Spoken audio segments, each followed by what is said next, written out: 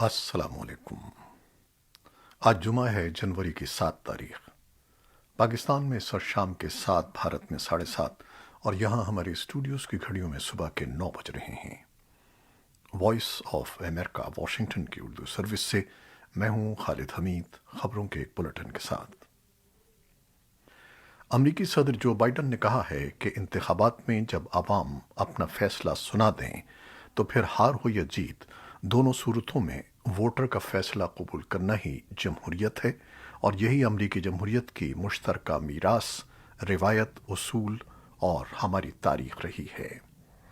Biden نے کہا کہ بحیثیت قوم ہم اپنے اقدار اور اصولوں کو کسی طور بھی قربان نہیں کر سکتے۔ انہوں نے یہ بات پچھلے سال 6 جنوری کو کیپٹل ہل کی عمارت پر ہونے والی ہنگامہ آرائی کے پس منظر میں جمعرات کو قانون ساز ادارے کے احاطے سے قوم سے خطاب کرتے ہوئے کہی۔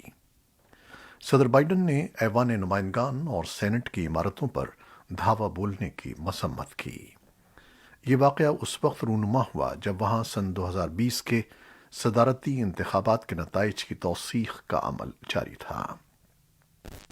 صدر نے اپنے پیش رو کا نام لیے بغیر کہا کہ یہ سابق صدر کی ذمہ داری تھی کہ وہ انتخابی نتائج اور حقائق کو تسلیم کرتے اور اقتدار کی پرامن منتقلی یقینی بناتے۔ صدر نے کہا کہ ہم امریکہ کی روح کو سربلند رکھنے کی لڑائی لڑ رہے ہیں۔ بائیڈن کے خطاب کے فوری بعد سابق صدر ٹرمپ نے ایک بیان جاری کیا ہے جس میں انہوں نے بائیڈن پر الزام لگایا کہ وہ ملک کو تقسیم کرنے کی کوشش کر رہے ہیں۔ ٹرمپ نے کہا کہ یہ سیاسی تھیٹر اس لیے لگایا گیا ہے تاکہ اس بات سے دھیان ہٹایا جائے کہ بائیڈن مکمل طور پر ناکام ہو چکے ہیں۔ امریکی نائب صدر کاملا ہیرس نے 6 جنوری کو صدر بائیڈن سے پہلے خطاب کرتے ہوئے ووٹنگ کے حقوق سے متعلق قانون سازی پر زور دیا۔ گزشتہ سال ٹرمپ نے اپنے لیے نرم گوشہ رکھنے والے قانون سازوں سے قانون سازی کے لیے مدد مانگی تھی، جو ناقدین کی رائے میں رائے دہی کے حقوق کو محدود کرنے کی ایک کوشش تھی۔ ہیرس نے کہا کہ امریکی جذبے کا امتحان لیا جا رہا ہے۔ ان کا کہنا تھا کہ یہ وہی عمارت ہے جہاں اس بات پر فیصلہ ہوگا کہ آیا ہم ووٹ کے حق کو سر بلند کرتے ہیں اور آزادانہ اور منصفانہ انتخابات یقینی بناتے ہیں۔ ہمیں ووٹنگ رائٹس کے بل منظور کرنے چاہیے جو اس وقت سینٹ کے سامنے موجود ہیں، اور امریکی عوام کو اس بات کی اہمیت کو مد نظر رکھنا چاہیے۔ پاکستانی روزنامے ڈان کی رپورٹ کے مطابق اسلام آباد میں ایک اعلیٰ سطحی اجلاس کے دوران جمعرات کو یہ فیصلہ کیا گیا کہ قومی سلامتی کے مشیر معید یوسف پاک افغان سرحد پر کشیدگی کم کرنے کی غرض سے افغانستان کا دورہ کریں گے۔ اس دورے کی تاریخ کا اعلان نہیں کیا گیا، تاہم ایک اہلکار نے ڈان کو بتایا کہ یہ دورہ ممکنہ طور پر 17 اور 18 جنوری تک ہوگا۔ عہدیدار نے کہا کہ ہم 1-2 روز میں وفد کو حتمی شکل دیں گے اور پھر تاریخ کا فیصلہ کریں گے۔ اس سے قبل ایک اور اہلکار نے ڈان کو بتایا کہ پاکستان نے افغان حکومت کو تجویز دی تھی کہ دونوں طرف سے ایک وفد ان مسائل کو حل کرنے کے طریقے تلاش کرنے کے لیے دورہ کرے جو طالبان کی جانب سے پاک افغان سرحد پر باڑ ہٹانے کے واقعات کے بعد سامنے آئے ہیں۔ طالبان کے نائب وزیر خارجہ شیر محمد عباس ستانکزئی نے طلوع نیوز کو بتایا کہ ڈیورنڈ لائن کی قسمت کا فیصلہ لائن کے دونوں طرف رہنے والے لوگوں کا ہے۔ ان کا کہنا تھا کہ ڈیورنڈ لائن پوری قوم کا مسئلہ ہے، حکومت کا نہیں ہے۔ طالبان کے نائب ترجمان عنایت اللہ سمنگانی نے ایک ٹویٹ میں بتایا ہے کہ بھارت نے افغانستان کو طبی امداد کی تیسری کھیپ پہنچا دی ہے، جس میں جان بچانے والی 2 ٹن ضروری ادویات شامل ہیں۔ نئی دہلی نے حال ہی میں کابل کو کووڈ ویکسین کی 5 لاکھ خوراکیں اور 1.6 ٹن طبی امداد فراہم کی تھی۔ پاکستان کی تاریخ میں پہلی بار ایک خاتون سپریم کورٹ کی جج بننے جا رہی ہیں۔ لاہور ہائی کورٹ کی جج جسٹس عائشہ ملک کو ملک کی اعلیٰ ترین عدالت کا جج بنانے کا فیصلہ جوڈیشل کمیشن نے کیا ہے، جہاں ان کی تعیناتی کی مخالفت میں 4 جبکہ حمایت میں 5 ووٹ آئے۔ جسٹس عائشہ ملک کی تعیناتی پر وفاقی وزیر برائے انسانی حقوق کے علاوہ کئی وکلاء، انسانی حقوق کے کارکن اور دیگر نے خوشی کا اظہار کیا ہے۔ تاہم دوسری جانب پاکستان میں وکلاء کی نمائندہ تنظیم پاکستان بار کونسل کی جانب سے اس معاملے پر جمعرات کے روز عدالتوں میں ہڑتال کی گئی اور اس نامزدگی کی شدید مخالفت کی گئی۔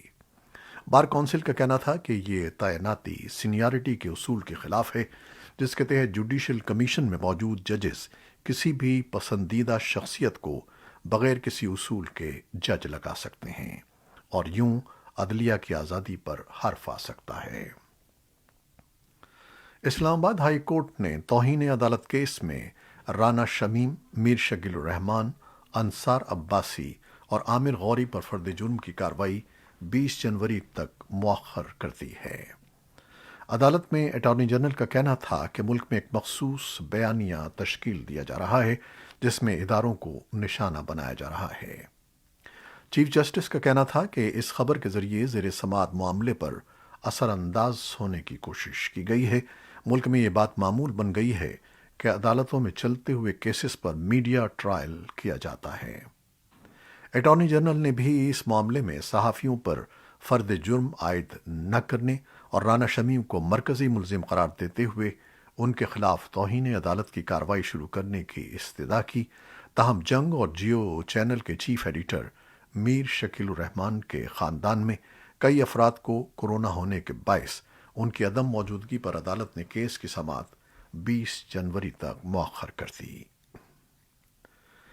بھارت نے مشرقی لداخ میں پیگونگ جھیل پر چین کی جانب سے پل تعمیر کرنے، ریاست اروناچل پردیش کے 15 مقامات کے ناموں کو تبدیل کرنے اور ضلع وطن تبت پارلیمنٹ کی جانب سے نئی دہلی میں منعقدہ ایک عشائیے میں بھارت کے بعض سیاستدانوں کی شرکت پر سخت رد عمل کا اظہار کیا ہے۔ بھارت کے رد عمل کو چین کے لیے ایک سخت پیغام کے طور پر دیکھا جا رہا ہے۔ وزارت خارجہ کے ترجمان ارندم باگچی نے جمعرات کے روز ایک ورچوئل نیوز کانفرنس میں چین کے حالیہ اقدامات پر کہا کہ بھارت صورتحال پر نظر رکھے ہوئے ہے۔ تاہم ان کا کہنا تھا کہ چین جہاں پل بنا رہا ہے اس پر اس نے 60 برس سے غیر قانونی قبضہ کر رکھا ہے جسے بھارت نے تسلیم نہیں کیا ہے۔ رپورٹس کے مطابق دونوں ملک LAC پر اپنی اپنی جانب بنیادی ڈھانچے کی تعمیر کر رہے ہیں اور متنازعہ مقامات پر دونوں افواج آمنے سامنے ہیں۔ قازقستان کے صدر نے جمعے کو ایک ٹیلی ویژن خطاب میں کہا کہ انہوں نے ملک کی سیکیورٹی فورسز کو حکومت مخالف مظاہروں کو ختم کرنے کے لیے بغیر انتباہ کے مارنے کے لیے گولی مارنے کا اختیار دے دیا ہے۔ صدر قاسم جومارت توکالیف نے کہا کہ مظاہرین کے ساتھ مذاکرات کرنا احمقانہ ہے، جنہیں انہوں نے مجرم اور قاتل قرار دیا۔ قازق رہنما نے کہا کہ روس کے امن دستے ان کی درخواست پر ملک میں عارضی بنیادوں پر حفاظت کو یقینی بنانے کے لیے موجود ہیں۔ جمعرات کو جب روسی قیادت میں فوجی دستے قازقستان پہنچنا شروع ہوئے تو امریکہ نے انہیں متنبہ کیا کہ وہ قازقستان کے اداروں کا کنٹرول نہ سنبھالیں۔ محکمہ خارجہ کے ترجمان نیٹ پرائس نے نامہ نگاروں کو بتایا کہ امریکہ اور پوری دنیا انسانی حقوق کی کسی بھی خلاف ورزی پر نظر رکھے ہوئے ہے۔ امریکی وزیر خارجہ اینٹونی بلنکن نے جمعرات کو قازقستان کے وزیر خارجہ مختار تالبیردی سے ہنگامی صورتحال کے حوالے سے بات کی۔ محکمہ خارجہ کے ترجمان پرائس کے ایک بیان کے مطابق بلنکن نے قازقستان کے آئینی اداروں اور میڈیا کی آزادی کے لیے مکمل امریکی حمایت کا اعادہ کیا اور بحران کے پرامن اور حقوق کا احترام کرنے والے حل کی وکالت کی۔ طالبان حکومت کی وزارت خارجہ کا کہنا ہے کہ وہ قازقستان کی صورتحال پر گہری نظر رکھے ہوئے ہے اور ایک قریبی پڑوسی ہونے کے ناطے وہاں کے تازہ ترین پیش رفت پر فکر مند ہے۔ وزارت کے ترجمان عبدالقہار بلخی نے قازقستان میں پیش رفت پر اپنے پہلے رد عمل میں ایک ٹویٹ میں حکومت اور مظاہرین سے پرامن مذاکرات کے ذریعے اپنے اختلافات کو حل کرنے کا مطالبہ کیا۔ انہوں نے کہا کہ طالبان حکومت خطے میں سلامتی اور سیاسی استحکام کو اقتصادی ترقی، تجارت اور عوام کی خوشحالی کے لیے ضروری سمجھتی ہے۔ سوڈان میں طبی ماہرین اور دیگر عینی شاہدین نے بتایا ہے کہ جمعرات کو سیکیورٹی فورسز نے اس وقت 3 مظاہرین کو گولی مار کر ہلاک کر دیا اور آنسو گیس فائر کی جب دارالحکومت خرطوم اور دیگر شہروں میں فوج مخالف ریلیوں میں بڑی تعداد میں لوگ شریک ہوئے۔ احتجاجی تحریک کے ساتھ وابستہ طبی ماہرین کے گروپ کے مطابق اکتوبر میں بغاوت کے بعد سے مظاہرین کے خلاف کارروائی میں کم از کم 60 افراد ہلاک اور متعدد زخمی ہو چکے ہیں۔ مظاہرین نے فوج پر دباؤ برقرار رکھنے کے لیے ایک بار پھر دارالحکومت میں صدارتی محل تک پہنچنے کی کوشش کی۔ حکام کی جانب سے فوری طور پر کوئی تبصرہ نہیں کیا گیا ہے۔ امریکی وزیر خارجہ اینٹنی بلنکن نے جمعرات کو کہا کہ امریکہ اور جاپان ایک نئے تحقیقی اور ترقیاتی معاہدے پر دستخط کریں گے تاکہ ہائپر سونکس اور خلائی صلاحیتوں سمیت نئے دفاعی خطرات کا مقابلہ کرنے کے لیے تعاون کو آسان بنایا جا سکے۔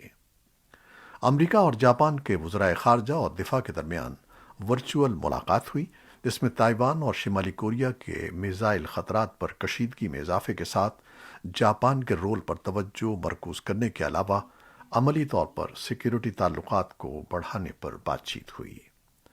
وزیر دفاع لائیڈ آسٹن نے کہا کہ یہ میٹنگ سیکیورٹی اتحاد کے مستقبل کے لیے ایک لائحہ عمل تیار کرنے میں مدد دے گی، جس میں علاقائی امن اور استحکام میں تعاون کرنے کے لیے جاپان کی بڑھتی ہوئی صلاحیت کی عکاسی کرنے کے مشن بھی شامل ہیں۔ بلنکن نے کہا کہ یہ پہلے سے کہیں زیادہ اہم ہے کہ روس، چین اور شمالی کوریا کی طرف سے بڑھتے ہوئے خطرات کے تناظر میں امریکہ اور جاپان کے دیرینہ اتحاد کو مضبوط اور جدید بنایا جائے۔ بائیڈن انتظامیہ نے کیوبا کے 8 عہدیداروں پر سفری پابندی عائد کر دی ہے، جس کے بارے میں اس کا کہنا ہے کہ وہ حزب اختلاف کے مظاہرین اور دیگر مخالفین کے خلاف جبری کارروائیوں میں ملوث ہیں۔ وزیر خارجہ اینٹنی بلنکن نے جمعرات کو ایک بیان میں ویزا پابندیوں کا اعلان کیا، جس میں گزشتہ جولائی میں شروع ہونے والے مظاہروں میں شرکاء کے خلاف جاری کارروائی کی مذمت کی گئی۔ ان اہلکاروں کا نام نہیں لیا گیا، لیکن بلنکن نے کہا کہ ان سب کا تعلق پرامن مظاہرین کی حراست، سزا اور قید سے ہے۔ امریکہ کا کہنا ہے کہ کمیونسٹ جزیرے میں تقریباً 600 مظاہرین اپنی رہائی کی اپیلوں کے باوجود 11 جولائی کے احتجاج کے بعد جیلوں میں بند ہیں۔ کورونا وائرس سے متعلق خبریں۔ پاکستان کے صدر ڈاکٹر عارف علوی دوبارہ کورونا وائرس میں مبتلا ہو گئے ہیں۔ صدر مملکت ڈاکٹر عارف علوی نے سوشل میڈیا پر ایک بیان میں کورونا وائرس کا ٹیسٹ مثبت آنے کی تصدیق کی ہے۔ انہوں نے اپنے بیان میں احتیاط کرنے اور SOPs کی پابندی کرنے کی اپیل بھی کی ہے۔ برطانیہ میں کورونا وائرس کے پھیلاؤ کے باعث ہسپتالوں میں عملے کی کمی پوری کرنے کے لیے فوج کو طلب کر لیا گیا ہے۔ حکومت نے بتایا ہے کہ مسلح افواج کے 200 اہلکار لندن میں نیشنل ہیلتھ سروس کی مدد کے لیے طلب کیے گئے ہیں۔ ان کی خدمات 3 ہفتے کے لیے حاصل کی گئی ہیں۔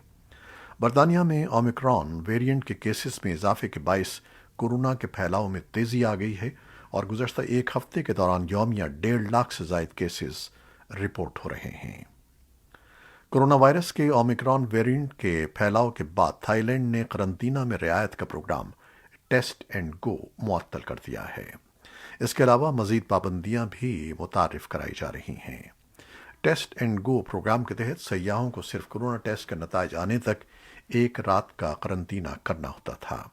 حکومت نے اگرچہ لاک ڈاؤن کا اعلان نہیں کیا ہے، لیکن حالیہ اقدامات کے بعد تھائی لینڈ میں سفری پابندیاں بڑھا دی گئی ہیں۔ فرانس میں کورونا کے 2,61,000 سے زائد کیسز رپورٹ ہوئے ہیں۔ جمعرات کو سامنے آنے والے 2,61,481 کیسز اگرچہ اس سے قبل بدھ کو آنے والے 3,32,000 کیسز سے کم ہیں، لیکن گزشتہ چند روز کے دوران ملک میں اومیکرون ویرینٹ کے پھیلاؤ کے بعد کیسز میں تیزی آ گئی ہے۔ وبا کے دوران پہلی مرتبہ 7 روز کے دوران فرانس میں کورونا وائرس کے اوسط یومیہ کیسز 2 لاکھ ہو گئے ہیں۔ فرانس میں کورونا کے مجموعی کیسز کی تعداد تقریباً 1,12,00,000 ہو چکی ہے۔ امریکہ کی ریاست کولوراڈو کے حکام کا کہنا ہے کہ گزشتہ ہفتے جنگل کی آگ سے $513 ملین کا نقصان ہوا اور 1,084 مکانات اور اسٹرکچر تباہ ہو گئے۔ 30 دسمبر کو لگنے والی آگ کے معاشی نقصان کا یہ پہلا تخمینہ ہے جو ریاستی تاریخ کی سب سے تباہ کن جنگل کی آگ تھی۔ بولڈر کاؤنٹی نے ڈینور اور بولڈر کے درمیان واقع مضافاتی علاقے کا مزید جائزہ لینے کے بعد جمعرات کو تازہ اعداد و شمار جاری کیے۔ 2 افراد لاپتہ ہیں اور حکام کو ایک مقام پر جزوی انسانی باقیات ملی ہیں۔ یہ تھیں وہ خبریں جو فیس بک لائیو پر ہم نے آپ کے لیے پیش کی۔ ہماری ویب سائٹ، یوٹیوب اور پوڈ کاسٹ پر یہ بلیٹن پوسٹ کر دیا جاتا ہے۔ جب آپ ہمارا بلیٹن شیئر کرتے ہیں اور اپنے کمنٹس میں ہمارے لیے محبت کا اظہار کرتے ہیں تو بے شمار دیکھنے والے، سننے والے اس بلیٹن کو شیئر کرتے ہیں، تو آپ بھی اسے شیئر کرنا نہ بھولیے گا۔ خالد حمید کو بھی اجازت دیجیے گا۔ اللہ حافظ۔